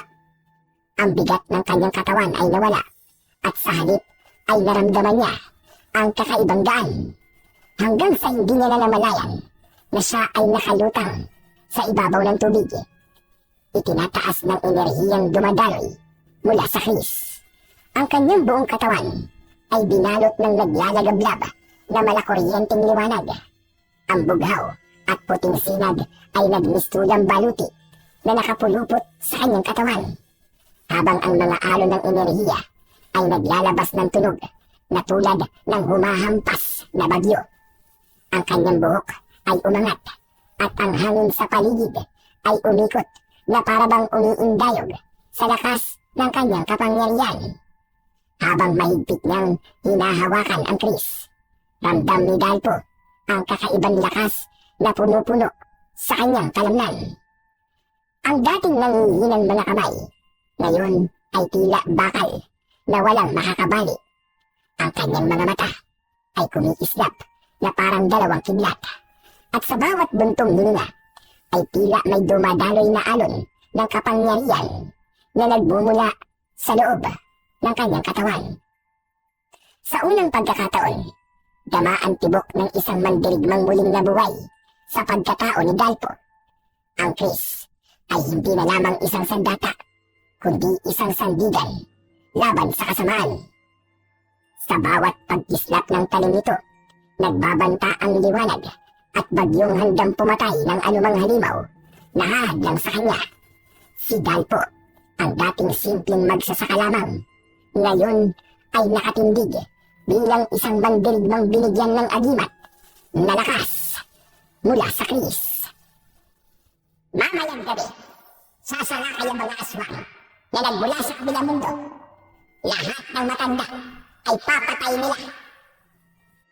Bumundoy ang kaba sa dibdib ni Dalpo.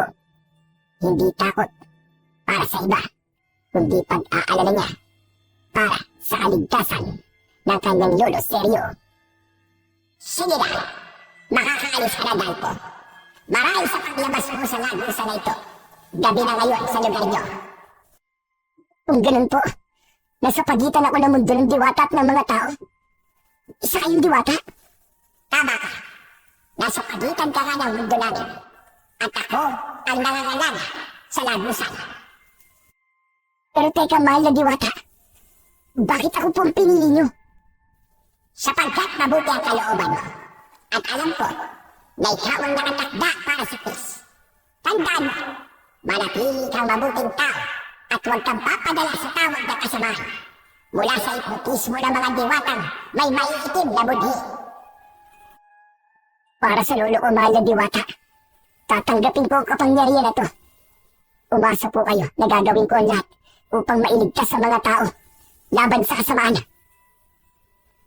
Unti-unting humupa ang nakakasilaw na liwanag na bumabalot sa paligid ni Dalpo. Ang naglalagablab na kuryente na kanina ay tila bagyong kumukulo sa kanyang katawan ay isa-isang naglaho. Hanggang ang naiwan na lamang ay ang mahinang sinag mula sa Chris na hawak niya. Sa pagkagulat niya, ramdam niya ang magaan na pakiramdam. Wala na ang hapdi, wala na ang kirot mula sa kanyang sugat. Nang silipin niya ang kanyang balat, ang mga sugat na minsan ay malalalim at dumudugo ay tuluyan ng naghilom. Para bang hindi siya kailanman nasugatan. Ang tinig na naririnig niya ay nawala na rin. Dahan-dahan niyang ibinaba ang mga paa at sa unang pagkakataon mula nang makapasok sa kuweba, naramdaman niyang matibay na muli ang kanyang mga binti. Tumapak siya sa malamig na bato at sa bawat pagtuntong, parang may bagong lakas na umaalalay sa kanya. Hawak ang Chris. Marahan niya itong iwinasiwas sa hangin. Sa bawat galaw ng talim, lumilikha ito ng tunog. Nabuhayan siya ng loob. Sa bawat pagwasiwas, dama niya ang tibay ng sandata at ang kakaibang lakas na dumadaloy sa kanyang mga kamay. Para bang natutunan ng kanyang katawan nang hindi niya namamalayan ang tunay na paggamit sa Chris. Napansin ni Dalpo ang tubig sa kuweba na unti-unting kumakalma. Kaya naman, dahan-dahan siyang lumusong sa tubig at sumisid. Sa ilalim ng malamig na agos, ginamit niya ang lakas ng kanyang mga braso at ang bigat ng bawat pagwasiwas ng Chris upang makalangoy palabas ng kuweba. Ang dating tila walang katapusang dilim ng kuweba ay napalitan ng liwanag mula sa malayo, hanggang sa tuluyan niyang narating ang bungad ng kuweba. Sa pag-ahon niya, ang unang simoy ng hangin sa labas ay dumampi sa kanyang muka. Dala ang amoy ng lupa at damo. Isang hudyat na siya ay nakabalik na. Pambihira! Totoo nga sinabi ng tinig kanina. Gabi na ako makakalabas sa kuweba. Totoo palang nakarating ako sa hangganan ng pagitan ng mundo ng mga tao at diwata. Kung ganun pa, isang matandang diwata talagang nakausap ko. Totoo siya. Kung ganun, ikaw nakakuha sa mahiwagang agimat na sandata. Mabilis na napalingon si Dalpo sa pinagmumula ng boses, habang ang liwanag lamang ng sikat ng buwan ang nagsisilbi niyang tanglaw sa mukha ni Mang Tarman. Bakas ang gulat, galit at pag-aalala sa mukha ng lalaki habang dala nito ang basyo ng alak. Mang Tarman, hindi ko po sinasadyang makuha ang kakaibang sandata na to. Alam niyo rin po palang tungkol sa agimat ng Chris. Paano hindi ko makikilala sa datang yan? Yan ang sumira ng buhay ko, ng pamilya ko, at na walang asawa ko lang dahil sa visit na yan. Kaya kung ayaw mo masira ang buhay mo, ibalik mo yan kung saan mo yan nakuha. Teka, paano po sinira ng sandatang to buhay niyo? Biktima ako ng karahasan. Dahil ang aking ama na unang gumamit sa sandatang yan ay namatay at pinabayaan ang pamilya kapalit ng pagtulong niya sa iba. Natatandaan ko po ang kwento ni Lolo Sergio. Nagpakamatay daw po ang lalaking mandirigma at sinunog ng taong bayan ang bahay niya dahil sa isang maling paratang. Ako lang ang nakaligtas sa sunog na yun. Ako ang bunsong anak ng lalaki sinasabi mo nagpakamatay. May nagligtas sa akin nun. Inalagaan ako ng isang tao. Pinilit kong kalimutan ang nakaraan. at nabuhay ng tahimik sa buhay ng bago kong pamilya. Ngunit maging ako'y naging biktima ng maling paratang. Pinatay ng mga taong asawa ko. Kaya hindi ako makakapayag na gamitin mo sa datang yan para ipagtanggol ang mga walang kwentang taong nakatira sa baryong ito. Ngunit magkaiba po tayo ng ipinaglalaban at karanasan. Sisiguraduhin ko po na hindi ko bibuguin ang diwatang nagtiwala sa akin. Huwag kang maniwala sa kanya. Akin na! Ako na magbabalik sa kanya na sandatang yan! Hindi po maaari ang gusto niyo mangyari, Mang Tarman. Dahil gaano man po kasaklapan nangyari sa buhay niyo, hindi po yun magiging dahilan para sukuan at talikuran niyo mga tao. Patunayan niyo na nagkamali sila. Kung mali ang kanilang paratang, pues, huwag niyo po silang sukuan. Nagkakamali ka sa paniniwala mo, Dalpo. Akin na! Ibigay mo sa akin ang sandata na yan! Huwag niyo po ako susubukan. Hindi niyo ako mapipigilan na gamitin ang sandatang to laban sa mga aswang. Humakbang sa kabilang direksyon si Dalpo. Hindi pa man nakakalayo ang binata mula sa bungad ng kuweba. Biglang hinablot ni Mang Tarman ang Chris. Ngunit naiwas-iwas ngayon, kaya't napaatras siya. Papalayo sa lalaki. Ininom nito at inubos ni Mang Tarman ang laman ng bote. Habang pasuray-suray sa pagakbang, ang mga mata nito ay mapupula. Hindi na lamang lasing, kundi parang may ibang nag-uudyok mula sa loob ng isip nito. Agad nitong itinuro ang Chris na hawak ni Dalpo at sa malakas na tinig ay sumigaw ito. Ibigay mo sa akin ang Chris! Hindi ako makakapayag na gamitin mo yan! Hindi rin po ako makakapayag! Napakialaman niyo ako! At kunin ang sandatang to sa akin! Akin na sabi ang Chris! Agad na sinunggaban ni Mang Tarman ang braso ni Dalpo. Pilit na inaagaw ang sandata. Nabigla si Dalpo. Agad niyang iniwas ang hawak na Chris. Iniunat palayo at halos itubli sa kanyang katawan. Gumalaw ang kanyang mga paa. Umatras at pilit na inilalayo ang armas mula sa lalaki. Ngunit mabilis at mabigat ang bawat takbang ni Mang Tarman. Muling sumunggab ng mariin, parang leon na gustong makuha ang sandata. Ito marahil ang tinutukoy ng nakausap niya kanina. Mga sagabal sa kanyang layunin na dapat niyang paglabanan. Nagsimula ang matinding pagtutunggali.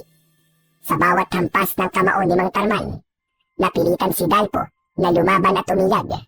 Ginamit niya ang liksi ng katawan na parabang may likas na siyang kaalaman sa pakikipaglaban. Isang malakas na sipa ang pinakawalan ni Mang Tarman. Halos mahulog pabalik sa ilog si Dalpo.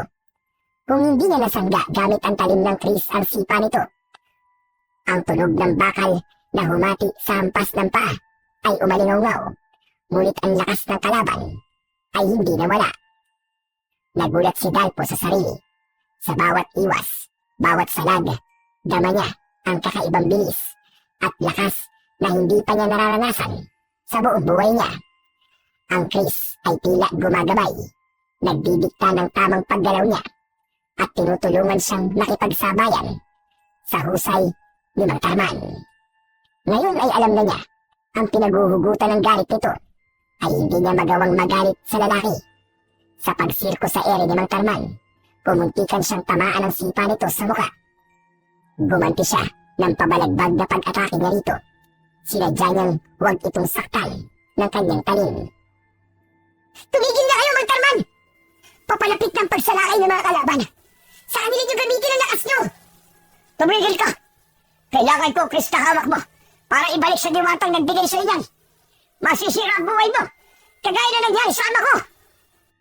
Kung ganun, kayo pala talaga ang anak na matandang nagpakamatay dahil hindi niya kinayang sakit ng pagkawala niyo.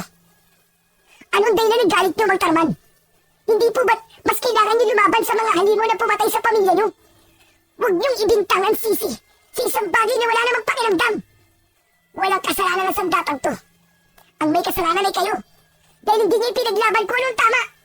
Hindi kayo gumawa ng paraan para malinis ang pangalan niyo. Para saan pa? Para muling may masaktan? Ganun ba? Pasensya na po.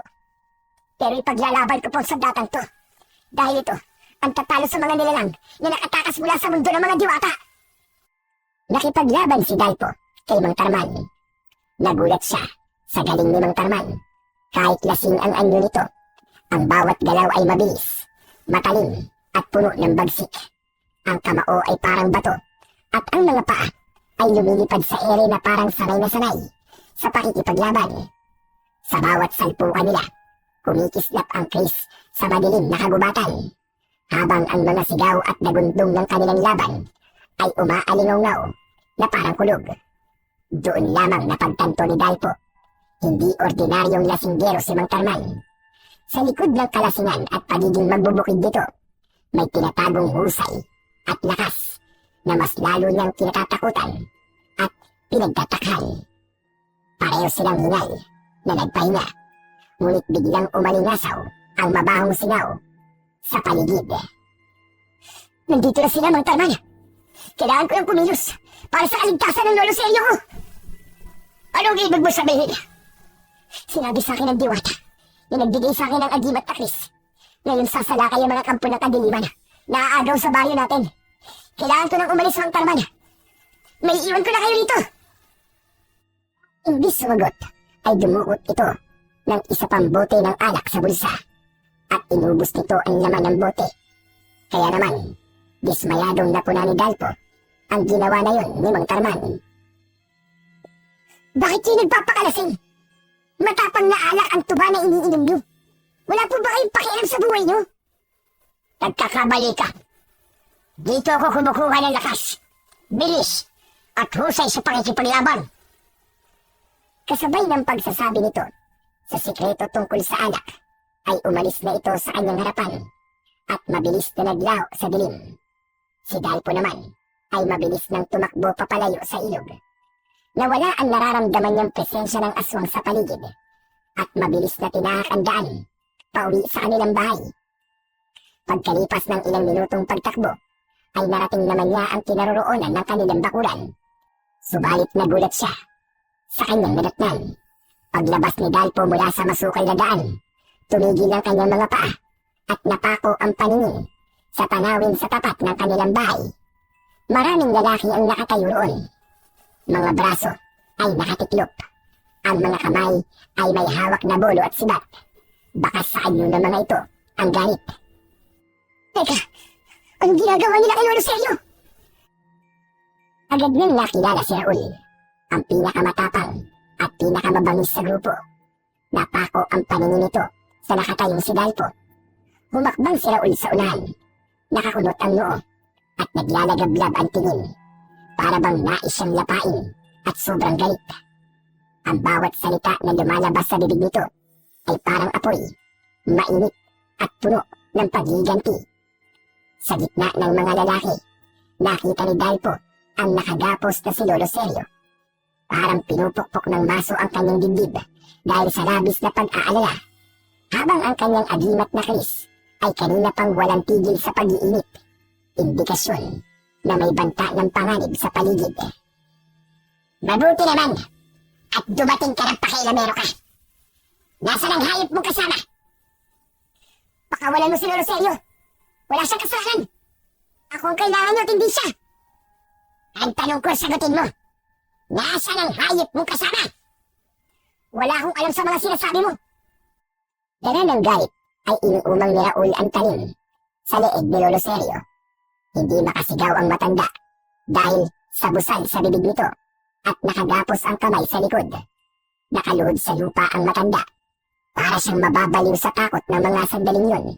Lalo na nang matitigan ni Dalpo ang paghihirap ng kanyang Lolo Seryo. Ang mga kamay nito ay mahigpit na tinalian ng lubid. Halos bumaon na sa balat nito sa pagkakahigpit. Ang katawan ng matanda ay nakayuko, pawisan at hingal na hingal. Halata ang panghihina sa katawan at muka. Hindi lamang ito basta ginapos, pinahirapan ito. Tinutulak at binabatukan ng ilan, habang ang iba ay may hawak na patpat na pilit idinidikit sa likod ng matanda. Nanginig ang kamay ni Dalpo na may tangan sa Chris, dala ng labis na galit at puot. Kapag hindi mo pinakita sa akin ang kasama mo, nabubugbog sa amin, papatayin ko matanda nito. Tumagundong ang sigawan ng mga lalaki, habang ang ilan ay nagbabantang paluin si Lolo Seryo sa ulo. Kung hindi lilitaw si Mang Tarman, tsak na mapapahamak ang matanda. Ang puso ni Dalpo ay kumabog ng mabilis. Ramdam niya ang bigat ng galit ng mga ito, hindi lamang kay Mang Tarman, kundi pati sa kanya. Ang naganap sa palayan ay nag-ugat ng puot, at ngayon si Lolo Seryo ang ginagamit nilang pantubos para ilabas ang lasinggerong lalaki na bumugbog sa mga ito. Ngunit natigilan ng lahat nang bigla silang nakarinig ng isang malakas na kaluskos mula sa kakawyan. Lumitaw ang mga nilalang na papasalakay sa kinaroroonan ng mga kalalakihan. Ang may ingay na sigawan ng mga lalaki ay nauwi sa takot at pagkataranta. Biglang nagdilim ang paligid, at kasabay ng malamig na ihip ng hangin ay ang nakakatakot na yabag ng mabibigat na paa mula sa di kalayuan. Isa-isa, mula sa likod ng mga puno, sumulpot ang mga nilalang na tikbalang. Mahahaba ang mga paa, matutulis ang mga kuko, at ang mga muka ay kalahating tao, kalahating kabayo. Ang kanilang mga mata ay kumikislap na parang baga sa dilim, at ang mga pangil ay nakalitaw, handang sumunggab dahil sa gutom at galit. Hayop na yan! Anong klaseng mga nilalang ang mga ito? Nainilabas ang tapang nyo sa mga nilalang na sumasalakay sa bayo! Hindi nakapagsalita ang mga lalaki. Nag-uunahan silang umatras, ngunit huli na sa isang iglap. Ang mga aswang na tikbalang ay sumugod. Isang tauhan ni Raul ang agad na nasunggaban ng kagat sa leeg. Ang matatalim na kuko nito ay bumaon sa balikat ng mga lalaki. Sa isang kisap mata ay pinulit ng mga aswang ang balat ng tiyan ng mga lalaking nabiyag ng mga ito. Walang nagawa ang mga sandata ng mga lalaki ilaban sa malalakas na mga tikbalang. Umalingaw-ngaw ang sigaw ng pag-angil. Si Raul na nakikipaglaban sa mga aswang na tikbalang ay hindi na rin pinansin ang biyag nito na si Lolo Seryo, habang si Dalpo ay nanatiling nakatayo at hinayaan na lapain ng mga aswang ang mga lalaking nanakit sa matanda, habang ang kanyang paningin ay hindi inaalis sa nag-aalalang matanda. Kahit nakabusal ang bibig nito, alam niyang natatakot na si Lolo Seryo. Huwag kayong mag-alala, Lolo! Nandiyan na po ako! Ililigtas ko kayo! Itinaas ni Dalpo ang kanyang kamay at iniligtas si Lolo Seryo gamit ang kanyang agimat, habang ang mga aswang na tikbalang naman ay walang awang nilapa ang laman loob ng mga tauhan ni Raul. Ang iba naman ay agad pinagtad ng matitinding sipa ng mabibigat na paa ng aswang na tikbalang. Halos madurog ang mga buto at mga laman ng biktima. Hoy! Mga pangit na aswang na tikbalang! Ako naman ang hanapin nyo! Bawat taga ng kanyang sandata sa mga aswang na tikbalang, mabilis silang bumabagsak habang nagkikisay at nasusunog ang katawan. Sinigurado ni Dalpo na hindi masasaktan si Lolo Seryo. Sa paglingon niya sa tabi ng matanda, nakita niya ang isa pang lalaki na hawak ng aswang ang leeg nito. Pinilas ng aswang ang ulo ng lalaki gamit ang pangil. Bumagsak sa lupa ang bangkay na parang manok na nagkikisay ang katawan. Ang mga natira ay nagsisigawan, nagtakbuhan, ngunit hindi nakalayo. Ang mga tikbalang ay mabilis, mabagsik, at walang pakundangan sa pagwawakwak ng tiyan ng mga biktima. Pinupunit ng mga ito ang laman at sinulisipsip ang dugo ng mga kalalakihan na parang inuming matagal ng hindi natitikman. Maya-maya pa ay narating ni Dalpo ang kinaroroonan ni Lolo Seryo. Mabilis niyang tinanggal ang gapos sa kamay nito, pati na ang busal sa bibig. Lolo, humawak po kayo sa kamay ko! Huwag po kayong hihiwalay sa tabi ko! Oo, Apo! Teka, sandali lang! Saan mo nakuha ang agimat na Chris? Sa ako na po ipapaliwanag sa inyo ang mahalaga! Mailayo ko muna kayo sa lugar na to! Maigpit na hinawakan ni Dalpo ang kamay ng matanda habang nakikipaglaban sa mga halimaw. Sa gitna ng kaguluhan, agad na kumilos si Dalpo. Sa kabila ng kaba at takot, tumalon si Dalpo sa ere at sa kanyang mga palad ay biglang nagliwanag ang Chris. Mula sa talim ay sumambulat ang naglalagablab na malakuryenteng liwanag. Kumikidlat at humahampas sa hangin. Ang sandata ay tila may sariling buhay. Sumasanib sa lakas ng kanyang bisig. Sa bawat paghampas niya, umuugong ang hangin at kumikislap ang talim. Isang tikbalang ang agad niyang tinaga sa katawan. Sa unang hiwa, nahati ang braso nito. Sa ikalawang aswang na tikbalang na sumugod sa kanila, tinaga naman niya yun sa leeg. Sumabog ang apoy at liwanag mula sa sugat nito. Ang nilalang ay napaatras, sumisigaw ng tila halinghing ng kabayo, bago bumagsak at naglaho sa liwanag mula sa nasusunog nitong sugat sa leeg. Dalawa pang tikbalang ang sumugod sa kanila, ngunit mabilis talagang kumilos si Dalpo. Habang hawak pa rin ng kamay ni Lolo Seryo, ang kanyang katawan ay magaan, parang lumulutang sa hangin. Sa bawat galaw ay naglilikha ng malakas na liwanag na nakakapanakit sa mga nilalang. Tinamaan niya ng buong lakas ng taga ang isa, at agad na naputol ang ulo nito.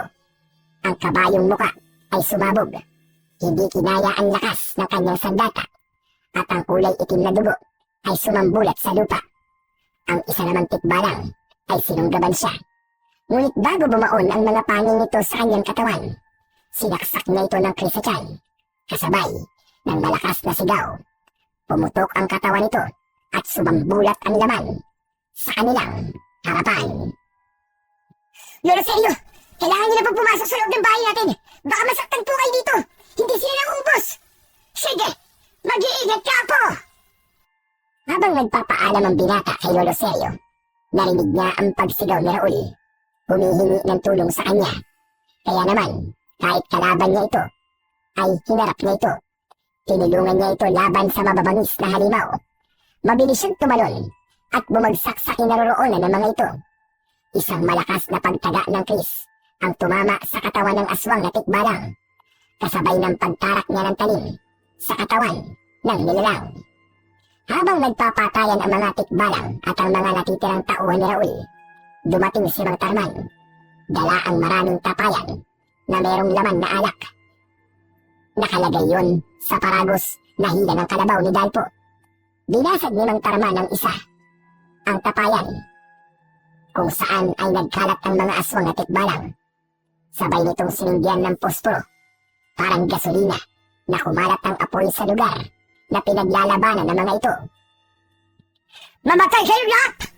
Kayo mga nilalang na umubos sa pamilya ko! At sa likod ni Raul at Dalpo, ang mga tikbalang ay patuloy na nilalapa ang mga tauhan ni Raul. Ang kanilang mga tiyan ay winawakwak at ang lamang loob ay kinakain na parang hayop na sabik sa dugo.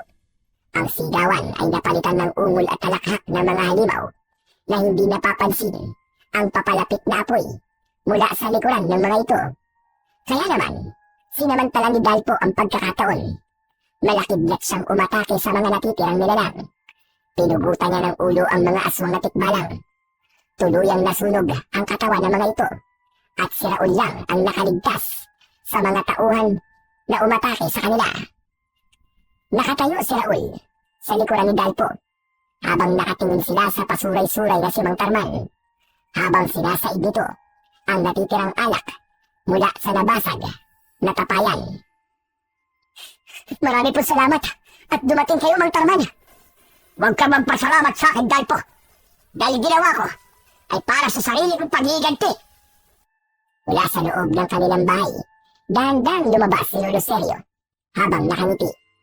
Sa kabila ng mga nangyari, ang mukha nito ay puno ng tuwa at kasiyahan nang makita ang paligid na wala na ang banta ng aswang. Ngunit ang hawak ni Dalpo na kris ay nanatiling mainit. Agad na lumapit si Lolo Seryo kay Dalpo. Nilampasan nito ang tahimik na nakatayong si Raul. At sa tinig ng matanda ay bakas ang labis na paghanga sa apo. Magaling ang ginawa mo, apo ko! Pambihira! Nagulat ako sa husay mo! Teka, paano ba napunta sa iyo ang ahimat na kris? Hindi ko po sinasadya na makuha sa data na to, Lolo. Kusa pong ibinigay ito sa akin ng diwatang nangangalaga sa lagusan. Pero hindi pa rin tama na nasa iyo yan, Dalpo. Kaya ibalik mo na sa datang yan. Ibabalik ko naman po to kapag bumalik na po sa ayos ang kalikasan at naisarado ulit ang lagusan. Ang mahalaga, nagawa mo mailigtas ang baryo laban sa mga nilalang ng dilim.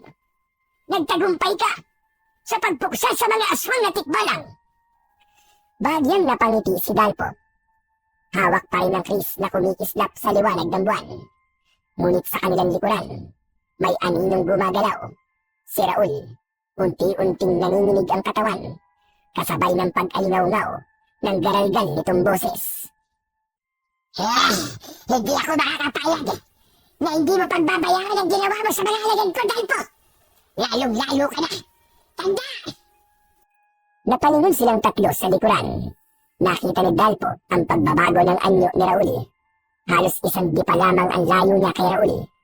Ang balat nito ay kumukulubot, nagdidilim, at ang mga mata ay unti-unting nagliliyab na parang apoy. Mula sa balat ni Raul ay umusbong ang mahahabang tinik na tila mga sibat. Tumutusok palabas ng laman. Ang mga braso ay humaba. Ang kuko ay naging matutulis na para bang bakal, at ang muka ay nag-anyong kabayo na may nakakatakot na pagnisi. Umalingaw-ngaw ang malakas nitong halakhak. Hindi boses ng tao, kundi kalampag na parang sabay-sabay na tawanan ng kabayong nauulol. Kasabay ng biglang paglakas ng hangin, umiikot sa paligid na parang buhawi. Nagtataboy ng alikabok at dahon. Bago pa man makailag si Dalpo, umatake si Raul. Naging isa itong aswang na tikbalang. Habang ang tinik sa katawan nito ay mas humaba pa ang hibla. Tila nilalang na hindi talaga galing sa mundo ng mga tao. Sa bilis ng pangyayari, sinakay nito si Dalpo gamit ang malalaki at mabalahibo nitong mga kamay. Ramdam ni Dalpo ang bigat at lakas nito, at ang matutulis na kuko ni Raul ay bumaon sa kanyang likod. Nag-iwan ng malalim na sugat. Bumulwak kada ng dugo. Napangiwi siya sa matinding kirot. Halos mawalan siya ng hininga habang pilit na kumakawala sa malakas na kamay ng kalaban. Si Mang Tarman na nasa di kalayuan ay natigilan. Ang mukha ay namutla, at sa kabila ng tapang at kalasingan, ang itsura nito ay bumakas ang matinding takot. Ang mga kamay ay bagyang nanginig at hindi malaman kung ano ang gagawin. Kumawala ang malakas na boses ito na naglantad ng katotohanan sa pagkatao ni Dalpo. Anak! Dalpo! Ang anak ko! Dila hangin na sumugod si Mang Tarman sa kinaroroonan ng hihinang si Dalpo. Tumama sa mukha ng binata ang malaking kamao ng nilalang. Pasadsad siyang pumagsak sa lupa habang hindi nabibitiwan ang Chris.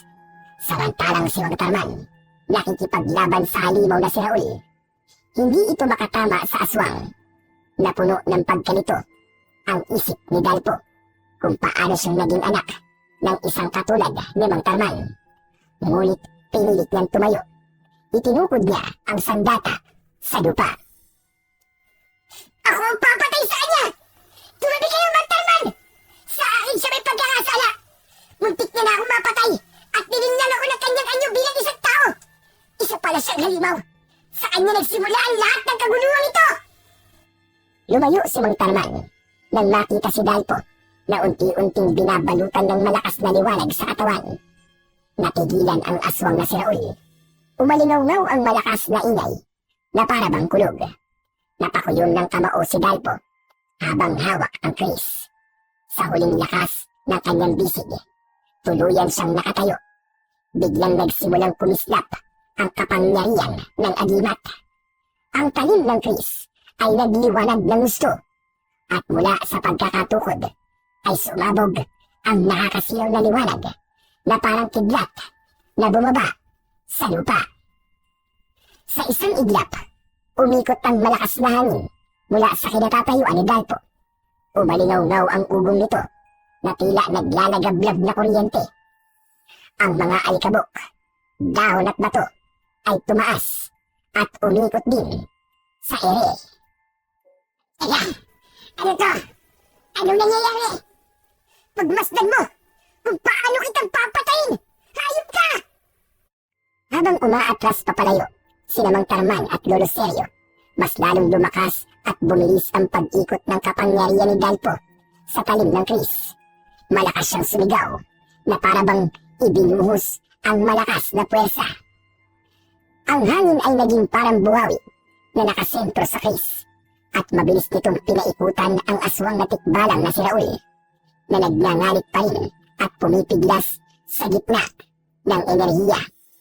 Mula sa umiikot na hangin, nabuo ang malabolang kidlat, isang naglalagablab na bola ng bughaw at puting liwanag, umuugong na parabang libo-libong kulog na nagsisigawan. Unti-unti itong lumaki, umikislap at nagliliyab bago tuluyang sumalpok sa katawan ng aswang na tikbalang. Isang malakas na pagsabog ang narinig. Ang katawan ni Raul ay agad na tinamaan ng kidlat at sa isang kisap mata, nagsimulang madurog ang balat na parabang pira-pirasong bato. Ang laman ay sinunog mula sa loob, umuusok at naging abo ang bawat hibla ng kalamnan nito. Bumalot ang malakuryenteng apoy sa katawan nito bago tuluyang naglaho sa isang malakas na alingaw-ngaw ng pagsabog.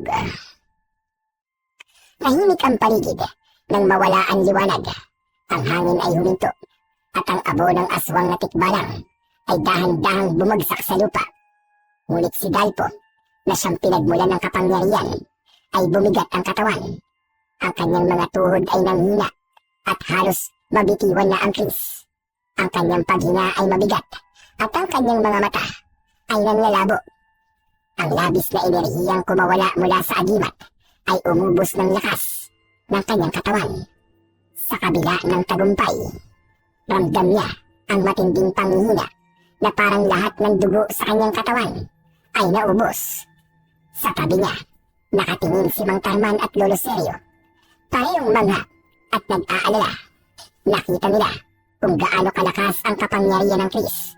Ngunit higit nilang nakita ang kapalit na pagod at panghihina ng binatang tagapagdala ng malakas na sandata.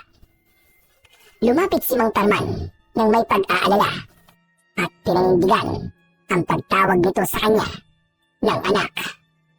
Anak, ayos ka lang ba ha? Nakakunot ang noon na sinulya pa ni Dalpo ang muka ni Mang Tarman bago siya tumingin sa mga mata ni Lolo Seryo. Naluluha itong nagsalita. Totoo ang narinig mo, Apo. Siya ang iyong ama. Paano po nangyari yun? Ako ang matandang nagligtas sa buhay ng tatay mo. Inalagaan ko siya. Inilayo sa lahat. Nagkaroon siya ng pamilya. At ikaw ang naging bunga. Ngunit ang pagiging dugong manunugis ay nananalaytay pa rin sa kanyang dugo. Kinalaban niya mga aswang. At nangyari din sa kanya ang nangyari kay Tinoy. Apo ka ng lalaking mandirigma na madalas kong ikwento sa'yo. Yun ang paraan ko para sana masabi sa'yo ang buong katotohanan. Ngunit palagi naman akong nauunaan ng takot na baka kasuklaman mo ako. Bakit hindi po ako lumaki kasama ni tatay? Si Mang Tarman naman ang sumagot sa tanong ni Dalpo habang naluluwa ito at nanginginig ang kamay na nakaalalay sa kanya. Dahil natakot ako na baka balikan ka ng mga taong pumatay sa nanay mo. Huli na malaman kung ang taong nanakit sa asawa ko ay nasa ilalim lang pala ng hipnotismo ng itim na diwata. Natauhan ako, anak, sa mga sinabi mo kanina. Ang laki ko palang tuwag. Patawarin mo ko dahil naging mahina ako. Kahit kailan ay hindi kanya iniwan, Dalpo. At alam mo yan. Naluluwa na napasulyap si Dalpo sa mukha ng kanyang ama. Para saan pa kung magagalit siya rito? Wala nang magbabago. Ngunit hindi mawawala ang katotohanan na si Mang Tarman ang kanyang ama. Yun po ba ang dahilan kung bakit kayo palaging umiinom ng alak, tatay? Masyado niyo pong sinisi ang sarili niyo. Teka, tama ba narinig ko? Tinawag mo akong tatay, anak. Ang ibig ba sabihin nito? Tinatanggap mo na ako, anak? Naiintindihan ko po. kung bakit niyo po ginawa yung tay. Nagsakripisyo po kayo para sa kaligtasan ko. Wala pong dahilan para hindi ko po kayo matanggap. Si Lolo Seryo. Totoo ko po ba siyang lolo? Malungkot na tumungo si Mang Tarman bilang sagot sa tanong ni Dalpo. Hindi niya totoong lolo si Lolo Seryo. Ngunit kahit hindi niya totoong kadugo ang matanda, sa puso niya, ito ang kanyang lolo. Aalis na ako. Tapos na ang misyon ko sa inyong mag-ama. Lolo Seryo, saan po kayo pupunta? Babalik na ako, apo. Saan po? Hindi ko naman po kayo pinapaalis, ha? Kayo pa rin po ang lolo ko. Kadugo ko man po kayo, o hindi. Kayo, ang kikilalanin kong lolo magpakailanman. Naluluwang nagyakap ang maglolo. Sa harap ng masayang si Mang Tarman, mahigpit na para bang matagal silang hindi nagkita. Ngunit biglang nagliwanag ang ilaw sa talim ng agimat na Chris. Bumalot ang liwanag sa buong katawan ni Lolo Seryo. Gulat na gulat si Dalpo nang marinig ang pamilyar na boses ng matanda. Hindi siya maaaring magkamali dahil ang boses na yun ang narinig niya sa loob ng kuweba. Lolo, totoo po bang naririnig at nakikita ko? Oo, ako nga ako. Ako ang naririnig mo ngayon. Ang totoong pagkatao ko. Ang Lolo Seryo na nag-alaga sa inyong dalawang mag-ama bilang mga tagapangalaga sa aking mahiwagang sandata. Tungkulin ko na bantayan kayo. Nabigo ako sa lolo mo na si Kinoy. Subalit hindi mo ko binigo, Dalpo. Huwag kang mag-alala. Palagi kitang bibisitahin. Lolo Seryo, bakit hindi niyo po sinabi sa akin? May isa pala kayong diwata. Hindi ako makapaniwala na isa kayong diwata na nangangalaga sa kalikasan at lagusan ng hangganan ng pagitan ng dalawang mundo. Dahil malaki ang naging kasalanan ko sa buhay ng mag-ama. Nang dahil sa akin, nasira ang buhay mo, Tarman. Dahil ang ama mo ang napili kong tagapangalaga ng sandata. Lolo Seryo,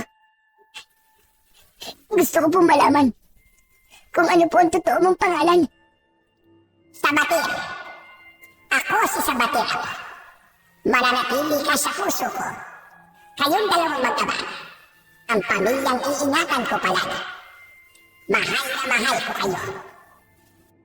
Niyakap ng buong higpit ni Lolo Seryo o Sabatir ang mag-ama bilang pamamaalam dahil hindi na ito maaaring magtagal sa mundo ng mga tao. Ito ang nag-iingat ng lagusan. Kaya naman, muli itong magbabantay sa pintuan.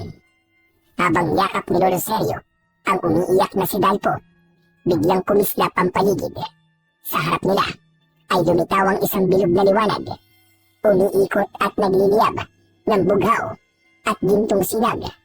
Parang pintuan itong nakabukas. At mula roon ay umalingaw-ngaw ang himig na hindi nila mawari kung tinig ng tao o ugong ng hangin.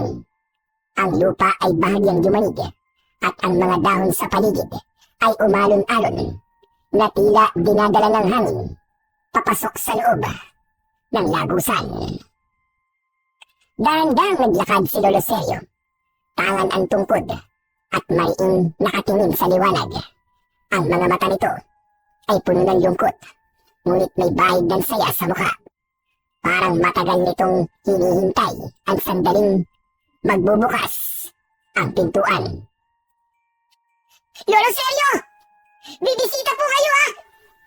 Hihintayin ko po kayo! Paalam po! Mahal na mahal ko po kayo!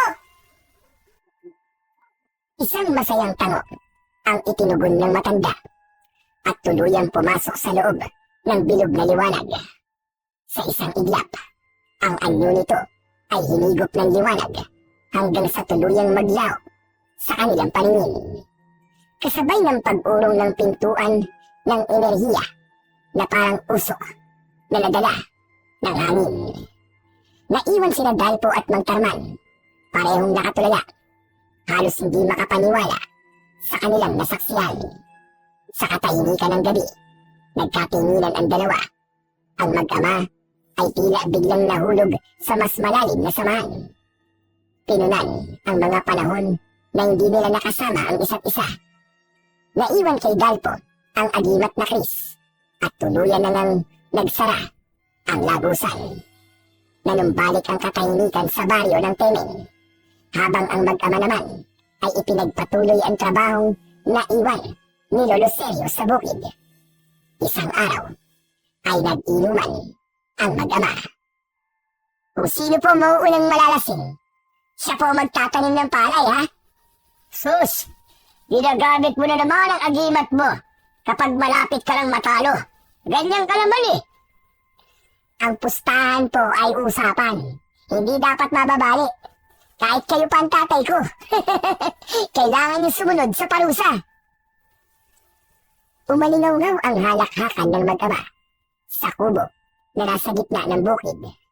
Bakas sa kanilang mga balat ang labis na pagpapainit sa araw.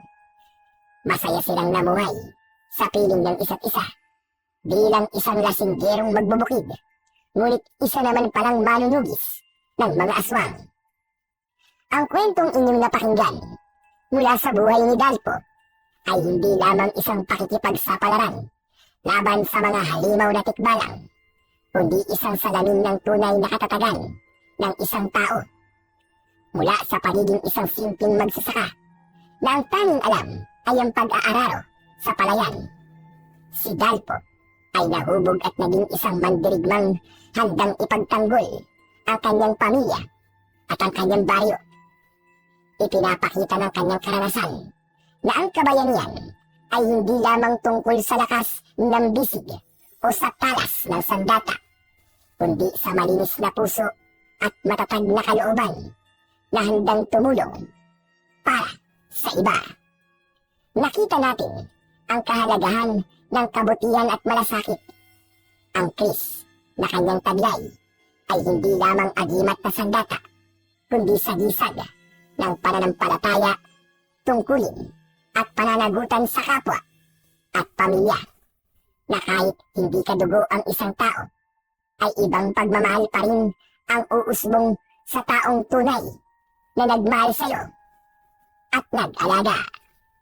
Sa huli, ang kwento ni Dalpo ay nagsisilbing paalala na ang pinakamalakas na kapangyarihan ay nagmumula sa kabutihan. Walang halimaw, gaya ng tikbalang o kahit na anong nilalang ng dilim, ang kayang manaig laban sa puwersa ng kabutihan.